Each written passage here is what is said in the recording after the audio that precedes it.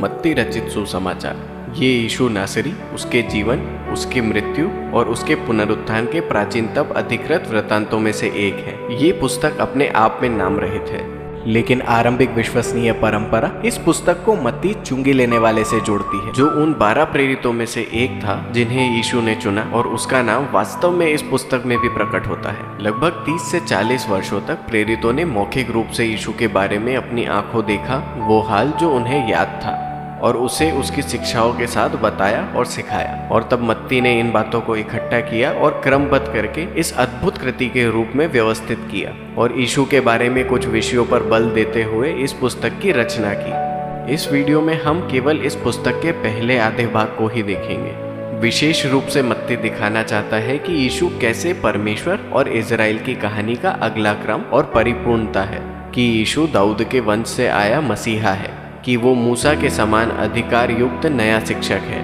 और केवल इतना ही नहीं, यीशु ही परमेश्वर है जो हमारे साथ है, या हिब्रू में इमानुएल। और मत्ती ने इस पुस्तक की रचना पहले परिचय और फिर समापन के साथ की है, और ये ठीक मध्य में उन 5 स्पष्ट खंडों के फ्रेम के रूप में कार्य करते हैं, जिनमें से प्रत्येक का अंत यीशु की लंबी शिक्षाओं द्वारा किया होता है। इसे जानबूझकर ऐसे रचा गया है, और ये अद्भुत है।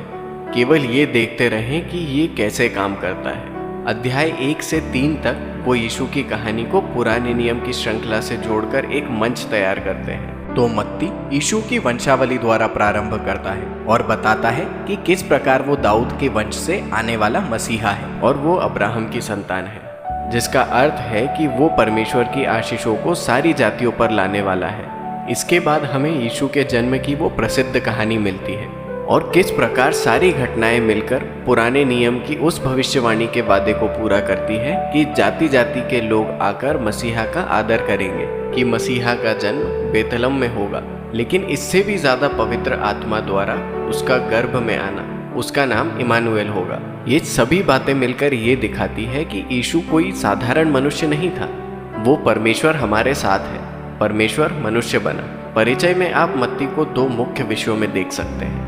वो दाऊद के वंश से था, वो इमानुएल है, लेकिन मत्ती ये भी दिखाना चाहता है कि किस प्रकार यीशु नया मूसा है। तो मूसा के समान यीशु मिस्र से बाहर आया, वो पानी के बपतिस्मा से होकर गया और 40 दिनों तक जंगलों में रहा, और तब यीशु अपनी नई शिक्षाओं को देने पहाड़ पर जाते थे।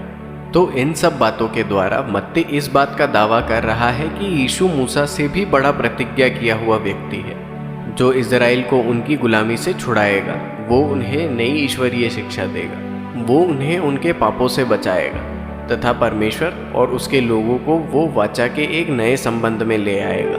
ये मूसा से यीशु की समानता हमें ये भी बताती है कि मत्ती ने अपने पुस्तक के मध्य भाग की रचना इस प्रकार क्यों की। ये 5 मुख्य भाग यीशु को शिक्षक के रूप में दर्शाते हैं, और यहाँ उसे एक समानांतर में रखा जाता है, एक शिक्षक के रूप में यीशु जो मूसा की 5 पुस्तकों के समानांतर में है। यीशु अधिकार से भरा वाचा का ऐसा नया शिक्षक है जो तोरा की कहानी को पूरा करने वाला था। अब पहले भाग में अध्याय 4 से 7 में यीशु परमेश्वर के राज्य के आगमन की घोषणा करते हुए सामने आता है, और ये वास्तव में मुख्य बात है। परमेश्वर का राज्य पूरे संसार के लिए परमेश्वर के उद्धार के कार्य के बारे में है, और ये राजा यीशु के माध्यम से हो रहा है। यीशु बुराई का सामना करने के लिए आया, विशेष रूप से आत्मिक बुराई और दुष्ट आत्मा के सताव और बीमारी तथा मृत्यु का मुकाबला करने। यीशु सारे संसार में ऐसे लोगों को एक परिवार बनाकर परमेश्वर के राज्य को पुनः स्थापित करने आया, जो उसके पीछे चलेंगे, उसकी शिक्षाओं को मानेंगे और उसके अधिकार की अधीनता में जिएंगे। यीशु ने लोगों को चंगाई देकर एक नए दौर का, एक नए समाज का निर्माण आरंभ किया। वो अपने अनुयायियों को बाहर पहाड़ पर या ढलान पर ले जाता है, और वो अपनी शिक्षाओं का पहला भाग देता है, परंपरा के अनुसार, जिसे पहाड़ी उपदेश भी कहते हैं। और यहाँ यीशु बताता है कि उसके पीछे चलना और परमेश्वर के राज्य में जीना क्या होता है, और ये एक अलग प्रकार का राज्य है जहाँ सभी नागरिक एक समान हैं। इसलिए गरीब, अमीर, बेघर, धार्मिक सभी को आमंत्रण है कि वो मन फिराए, पश्चाताप करें और यीशु के पीछे चलने के द्वारा उसके परिवार में शामिल हो जाए। यीशु ने कहा कि वो तोरा के नियम और पुराने नियम को रद्द करने के लिए नहीं आया है, बल्कि वो उसे अपने जीवन द्वारा, अपनी शिक्षा द्वारा पूरा करने के लिए आया है। वो यहाँ पर अपने लोगों के हृदयों को बदलने के लिए आया है, ताकि वो सच्चाई से, परमेश्वर से तथा अपने पड़ोसियों से और अपने शत्रुओं से भी प्रेम कर सके। राज्य के बारे में अपनी महान शिक्षा देने के बाद अगला भाग हमें दिखाता है कि किस प्रकार यीशु लोगों के दिन प्रतिदिन के जीवन में उस राज्य को वास्तविक बना देता है। तो यहाँ मत्ती 9 कहानियों को रखता है, जहाँ यीशु परमेश्वर के राज्य के सामर्थ्य को दुखी और टूटे लोगों के जीवन में लाता है। यहाँ 3 कहानियों के 3 समूह हैं और ये सभी ऐसे लोगों के बारे में हैं जो बीमार हैं, अपंग हैं या किसी संकट में है, और यीशु उन्हें अनुग्रह और सामर्थ्य के इन कार्यों द्वारा चंगा करता या बचाता है। और तब ठीक इन तीनों के बीच में हम यीशु के बारे में ऐसी 2 समानांतर कहानियों को पाते हैं जहां वो लोगों को अपना अनुसरण करने को कहता है। यहाँ मत्ती एक बात पर बल देता है, कोई भी यीशु के अनुग्रह की सामर्थ्य का अनुभव केवल तभी कर सकता है जब वो उसका अनुसरण करे तथा उसका चेला बने। मत्ती ने जब यीशु द्वारा राज्य का सामर्थ्य दिखा दिया तो उसके बाद अब यीशु उन 12 चेलों को बाहर भेजने के द्वारा अपनी पहुंच बढ़ाता है, जो बाहर जाकर वही करने वाले थे जो वो करता था। और ये हमें यीशु की दूसरी बड़ी शिक्षा की ओर ले जाता है, अध्याय 10।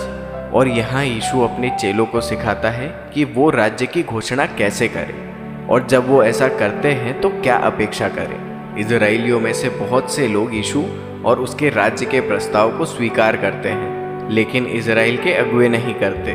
यदि वो पश्चाताप करके यीशु के चेले बन जाते तो उन्हें बहुत कुछ गंवाना पड़ता, और इसलिए यीशु जानते थे कि वो उसका इनकार करेंगे और उसके अनुयायियों को सताएंगे। ठीक वैसा ही अगले भाग में हुआ। अध्याय 11 से लेकर 13 तक मत्ती ने कुछ कहानियों को इकट्ठा किया कि किस प्रकार लोग यीशु और उसके संदेशों पर अपनी प्रतिक्रिया दे रहे थे, और ये कई बातों से भरा थैला है। कुछ कहानियां सकारात्मक हैं। लोग यीशु से प्यार करते थे और वो सोचते थे कि वो मसीह है। कुछ लोग निष्पक्ष थे, जैसे यूहन्ना बपतिस्मा देने वाला या यीशु के अपने परिवार के लोग, और उन्होंने ये स्पष्ट कर दिया था कि यीशु वो नहीं है जिसकी उन्हें प्रतीक्षा थी, और तुम्हारे पास इजराइल के अगुवे हैं, वो तो पूरी तरह से नकारात्मक थे। तुम्हारे पास फिरसी और बाइबल के विद्वान हैं। उन सब ने मिलकर यीशु का इनकार किया।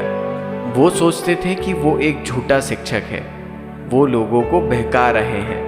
वो सोचते थे कि उन सारे दावों के द्वारा जो वो अपने बारे में करते थे, ईश निंदा करता है। लेकिन इन सब अलग अलग प्रत्युत्तर द्वारा यीशु अचंभित या हैरान नहीं हुए। अध्याय 13 में वो अपनी शिक्षा के तीसरे खंड में इस बात पर अपने ध्यान को केंद्रित करते हैं। यहाँ मत्ती राज्य के बारे में यीशु द्वारा कहे कुछ और दृष्टांतों को इकट्ठा करता है, जैसे एक किसान जो 4 प्रकार की भूमि पर बीज फेंकता है, या राई के दाने के बारे में, या मोती या गड़े हुए धन के बारे में। ये दृष्टांत जो अभी आपने अध्याय 11 और 12 में पढ़े, वो मानो उन्हीं कहानियों का विवरण है। कुछ लोग बड़े उत्साह से यीशु को स्वीकार करते हैं, अन्य उसका इनकार करते हैं। लेकिन परमेश्वर का राज्य बड़ा मूल्यवान है। सारी बाधाओं के बावजूद इसका फैलना नहीं रुकेगा। मत्ती रचित सुसमाचार का पहला भाग यही है, और जैसे आप इन अध्यायों को पढ़ेंगे, यहाँ ध्यान देने के लिए कुछ बातें और भी हैं। याद रखें, मत्ती यीशु को पुराने नियम की कहानी के अगले क्रम और परिपूर्णता के रूप में प्रस्तुत करता है। यहाँ देखें कि वो कैसे पुराने नियम के वचनों का उल्लेख करता जाता है। आप यहाँ पाएंगे कि उन्हें ऐसे महत्व के स्थान पर रखा गया है कि वो यीशु और उसकी पहचान के बारे में और अधिक बताएं।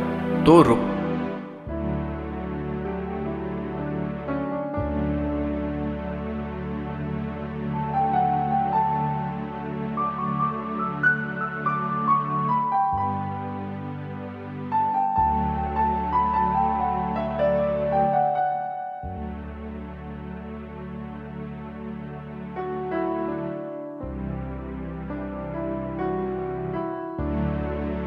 के जरा समय लें और पीछे जाकर उन वचनों को देखें और पुराने नियम के संदर्भ में उन्हें पढ़ें, तो आप अक्सर उचित और दिलचस्प मेल पाएंगे।